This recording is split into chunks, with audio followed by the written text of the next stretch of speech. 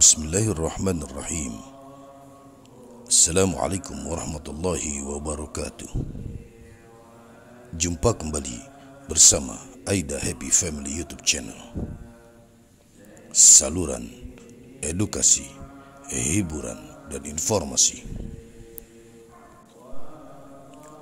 Topik kita kali ini adalah tentang nasihat-nasihat yang mengandung dua himbauan. Selamat menikmati. Bismillahirrahmanirrahim.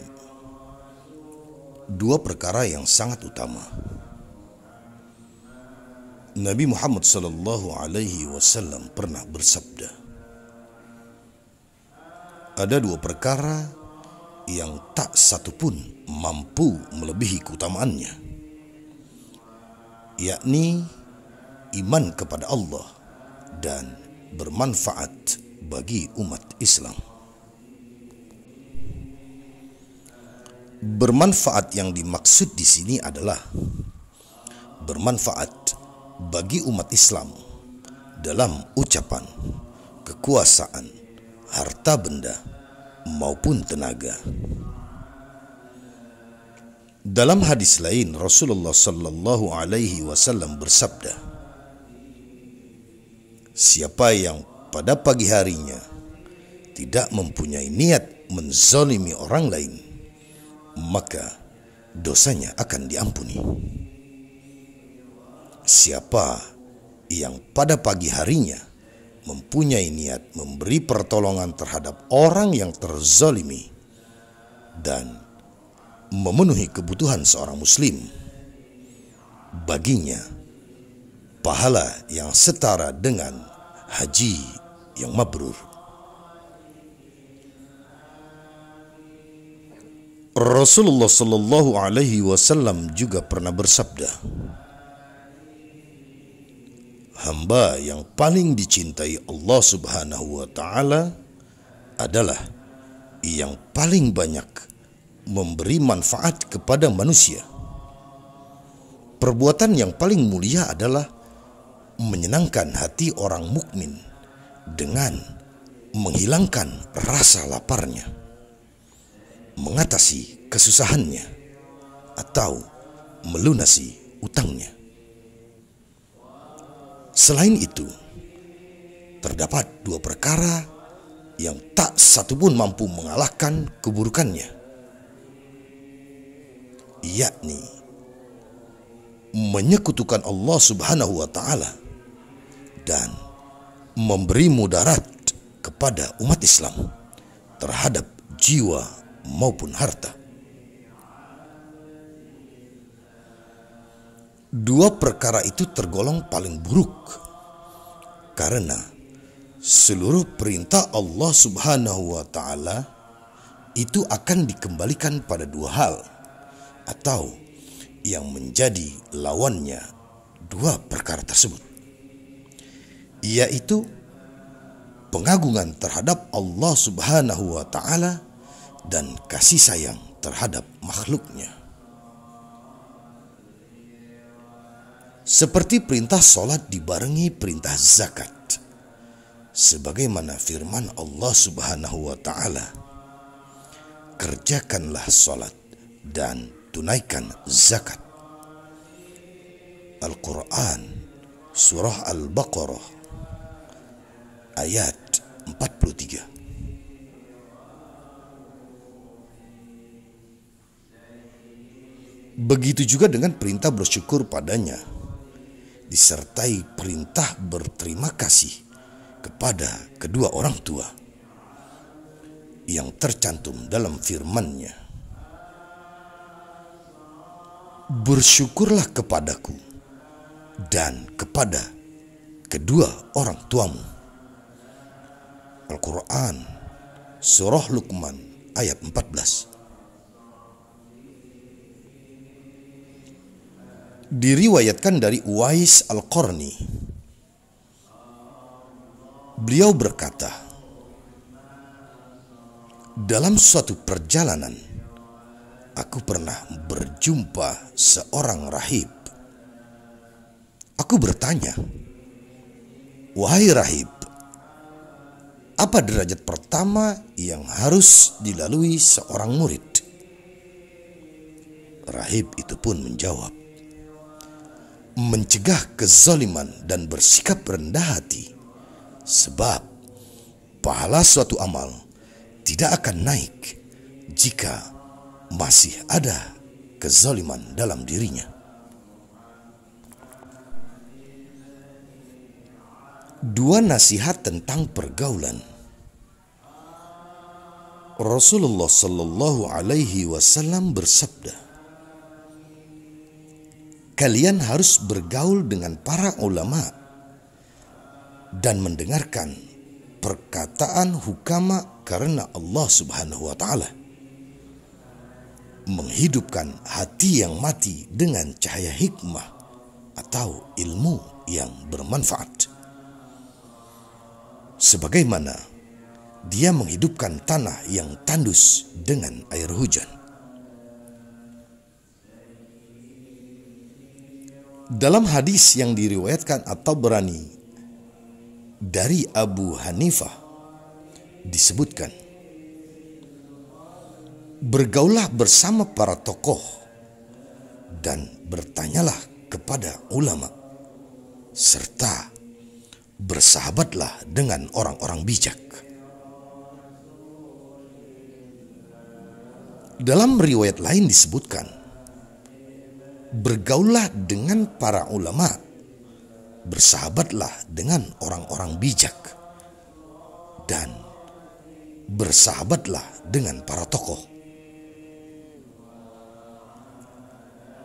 Kesimpulannya adalah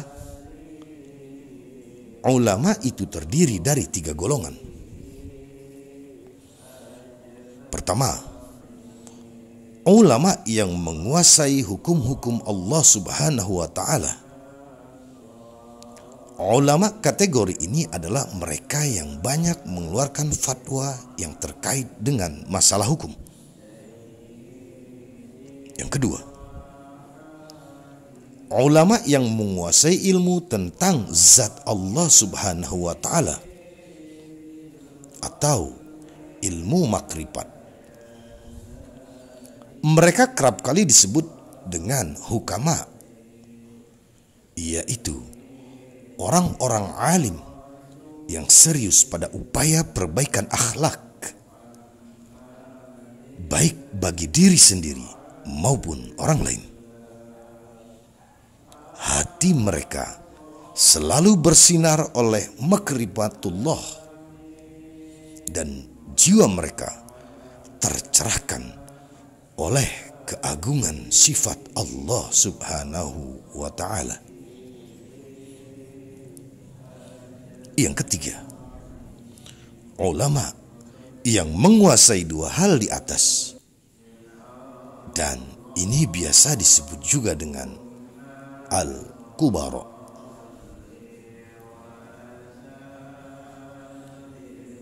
Sesungguhnya bergaul dengan para ahlullah atau orang yang dekat dengan Allah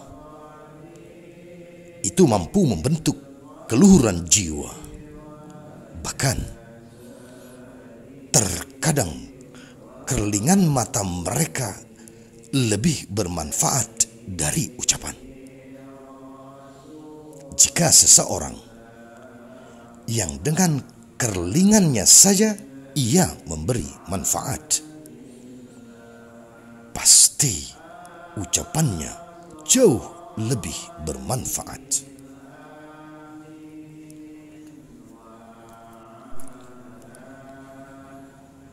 Dikisahkan bahwa Imam As-Suhrawardi pernah berkeliling di sekitar Masjid Al-Khaif, Mina, sambil menatap wajah setiap orang yang ditemuinya. Dia ditanya tentang sikapnya itu. Dia pun menjawab, sesungguhnya Allah Subhanahu wa Ta'ala memiliki hamba-hamba yang apabila mereka memandang orang lain, mereka dapat memberikan rasa bahagia.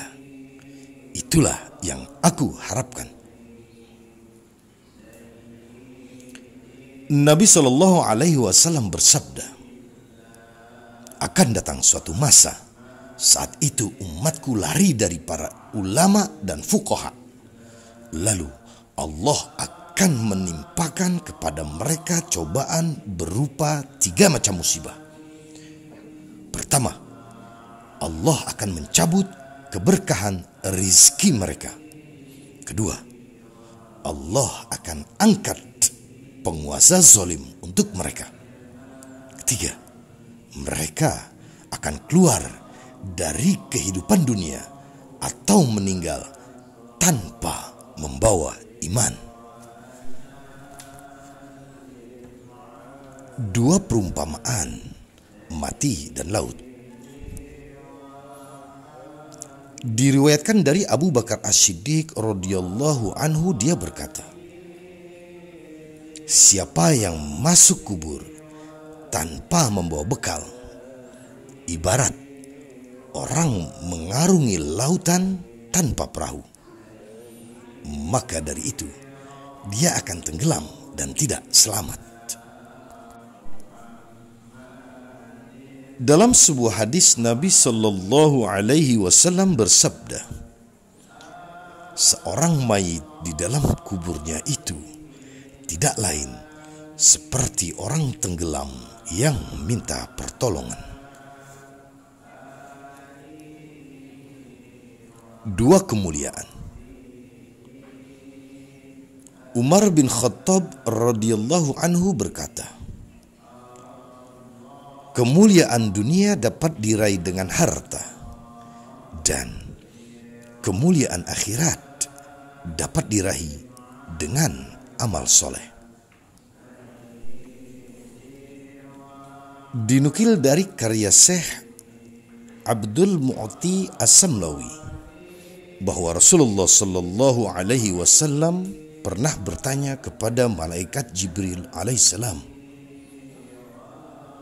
gambarkan kepadaku tentang kebaikan-kebaikan Umar. Jibril alaihissalam menjawab, jika lautan menjadi tinta dan seluruh pohon menjadi pena, aku tetap tidak sanggup mencatat kebaikan Umar. Kemudian beliau bertanya lagi, gambarkanlah kepadaku tentang kebaikan-kebaikan Abu Bakar. Jibril alaihissalam menjawab, Umar adalah salah satu bagian dari kebaikan-kebaikan yang ada pada diri Abu Bakar. Demikianlah yang bisa disampaikan, diambil dari kitab Nasaihul Ibad karya Syekh Nawawi Al-Bantani. Mohon maaf atas segala kekurangan, kekhilafan, dan kesalahan di sana sini.